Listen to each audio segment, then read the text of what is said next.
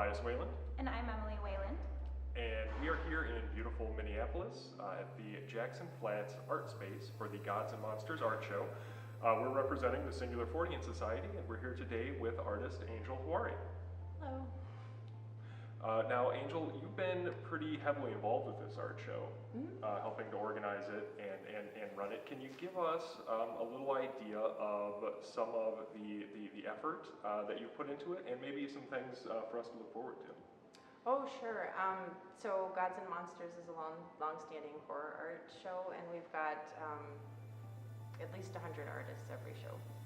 You've certainly got a lot of questions. The art portal on our website has been your baby since its advent, really. So That's one way of putting it. why don't I pass the torch over to you, and Sure.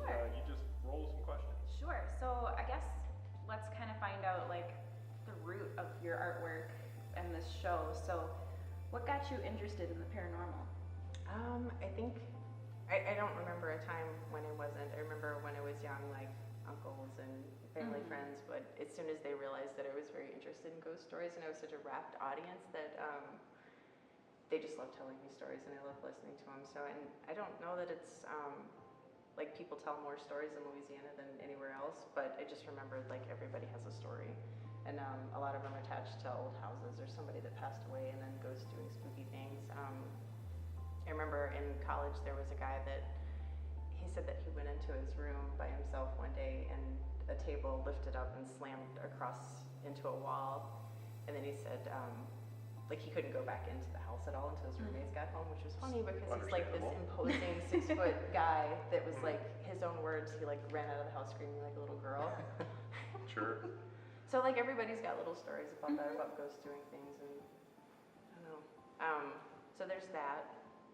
Well, And then Oh, I'm sorry. Go ahead. I was just gonna say, and I like painting monsters because I feel like monsters are representations of things within human nature that we're maybe not comfortable with. Sure. Well, I think sort of speaking to that, so we've got your piece displayed behind us that you'll be displaying in the art show tonight. You want to tell us a little bit about that?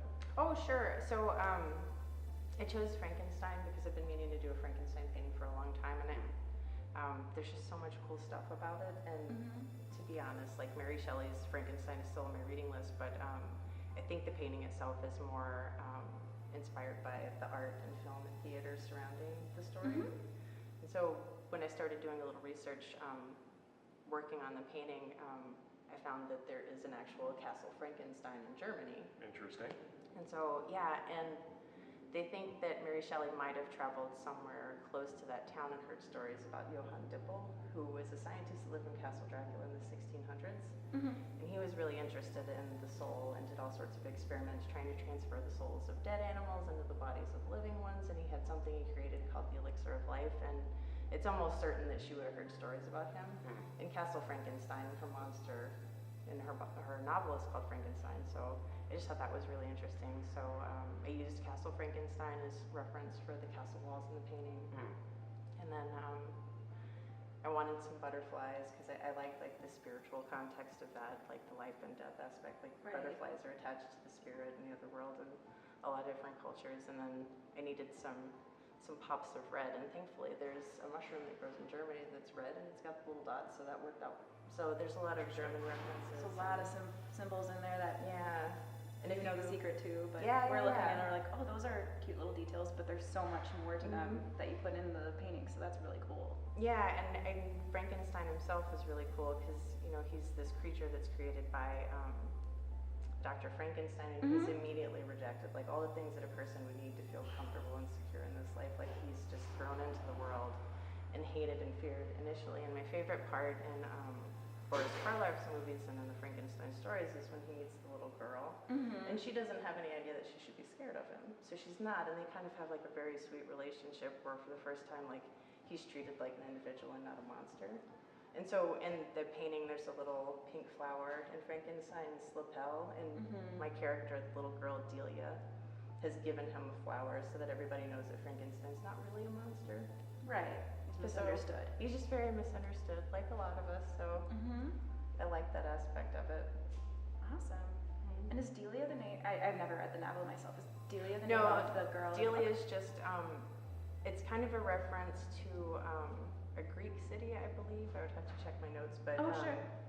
Delia is supposed to be the birthplace of Apollo and his sister, and Apollo is the sun god, and so in the painting she's backlit by this beautiful glowing sunset, and just the idea that she's kind of light and acceptance, and I just like That's the name deep. Delia because there's a Delia Dietz in Beetlejuice, and that's one of my Oh. favorite movies.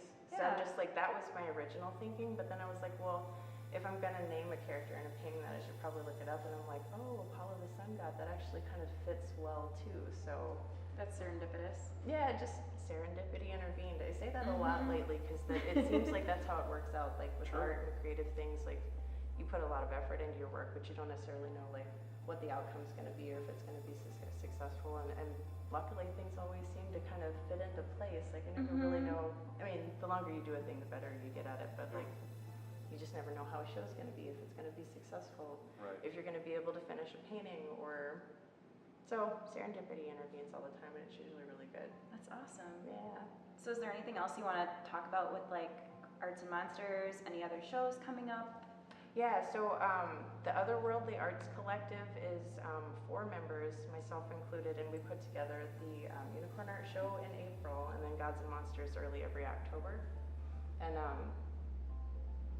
it's just been so great to have somebody else to work with on these big shows, Oh, I because bet. no one of us can do it by ourselves, and then Sure. we have a bunch of really great volunteers that come help us check in the artists when they drop off their art, and they help on hanging day. We all have pizza, and we just fill the gallery with art, and yeah, it's been really good, and I really love the shows. Great. Well, it really seems like you guys have a wonderful community here, and we're very happy to be part of it. And we can't thank you enough for inviting us Yeah, thank and you so having much. us. And we're really excited for the show tonight. And we hope that everybody watching this will check out if they can't make the show, which hopefully they can. Yeah, But if they hopefully. can't, if they can't be here, hopefully they will take a look at our website and check out some of the gallery pics and plan on being at least at the next one. Oh yeah, So- for sure. And throughout the month of October, we're going to have open gallery hours from noon to 5 every Saturday and Sunday, except for the last Sunday of the month, which is the day that we take down the show. Great. So Which makes people are- sense. Yeah, they're welcome to come, but the show won't be up. All right, sounds good. Well, Angel, thank you so much again for Yeah. taking some time to talk to us. And yeah, we're really looking forward to the show tonight. Yeah, it's great to meet you guys. All right. I'm so glad you're here. Good to meet you Yeah, too. thank you so Thanks. much. Yeah, thank you so Emily. much. If you'd like to see more videos like this, please subscribe to our channel and give this video a thumbs up. Please be sure to check us out on social media. We are on Instagram, Twitter, Tumblr, and YouTube and Facebook. It's a lot now. I'll link those social media channels in the description box below, and of course you can always find us at singularfortean.com, and be sure to check out Angel and the other artists in the Paranormal Art Portal. Yeah. Thank Bye. you. Bye.